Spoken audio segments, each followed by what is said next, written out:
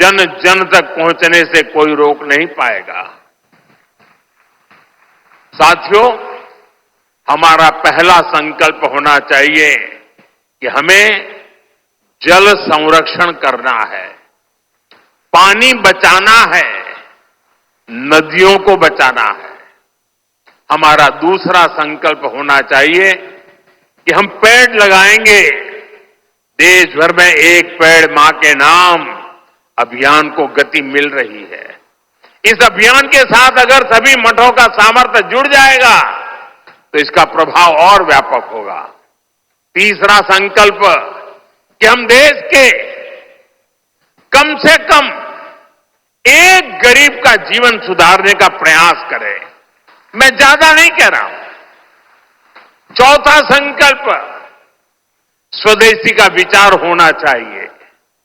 एक जिम्मेदार नागरिक के रूप में हम सब स्वदेशी को अपनाएं।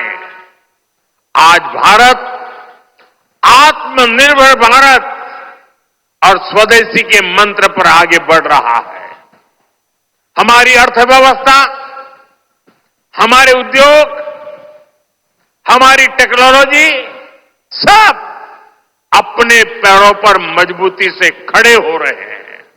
इसलिए हमें जोर शोर से कहना है, vocal for local, vocal for vocal, vocal. साथियों, पांचवें संकल्प के रूप में हमें नेचुरल फार्मिंग को बढ़ावा देना है। हमारा छठा संकल्प होना चाहिए कि हम हेल्थी लाइफस्टाइल को अपनाएंगे, मिलेट्स अपनाएंगे और खाने में तेल की मात्रा कम करेंगे। हमारा सातवां संकल्प ये हो कि हम योग को अपनाएं, इसे जीवन का हिस्सा बनाएं।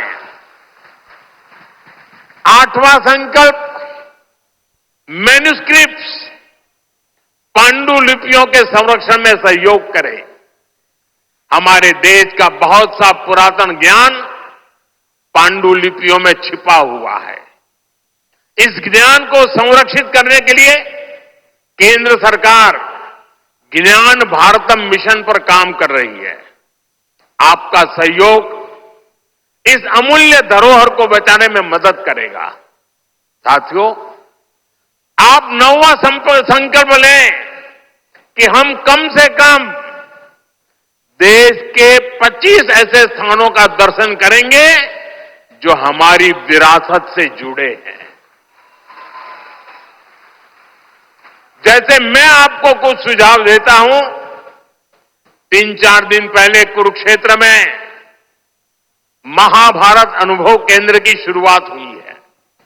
मेरा आग्रह है कि आप इस केंद्र में जाकर भगवान श्री कृष्ण का जीवन दर्शन देखें।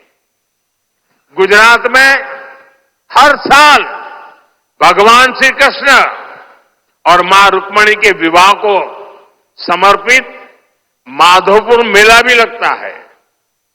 देश के कोने कोने से और खास करके नॉर्थ ईस्ट से बहुत से लोग इस मेले में खास तौर पर पहुंचते हैं। आप भी अगले साल इसमें जाने का प्रयास जरूर करिएगा। साथियों, भगवान श्री कृष्ण का पूरा जीवन, गीता का हर अध्याय कर्म, कर्तव्य और कल्याण का संदेश देता है।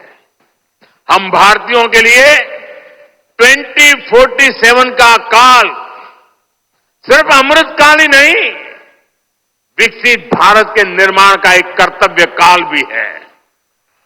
देश के हर नागरिक की, हर भारतवासी की अपनी एक जिम्मेदारी है।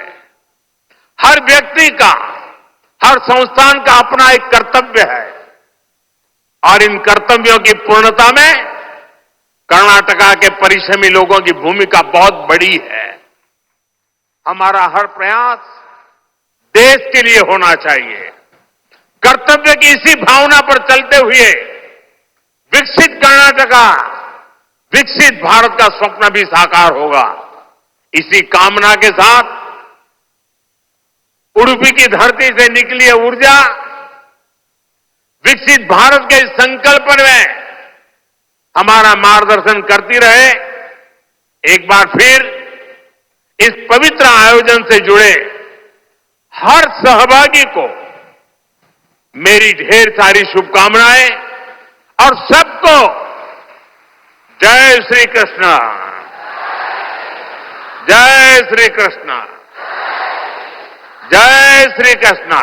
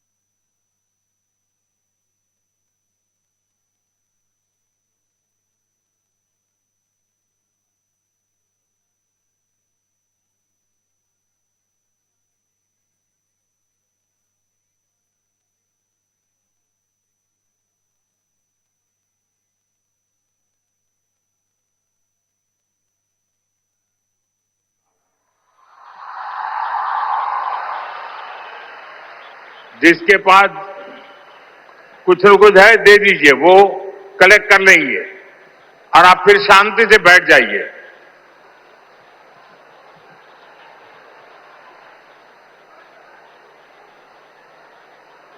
ये बच्चे इतनी मेहनत करते हैं और कभी कभी मैं उनके साथ कभी अन्याय कर देता हूं तो दुख होता है मुझे।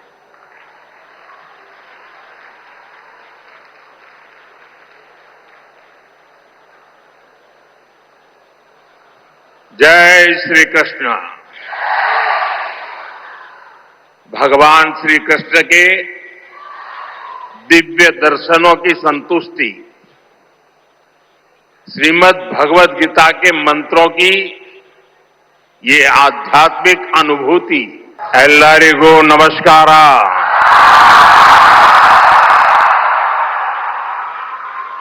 जय श्री कृष्ण,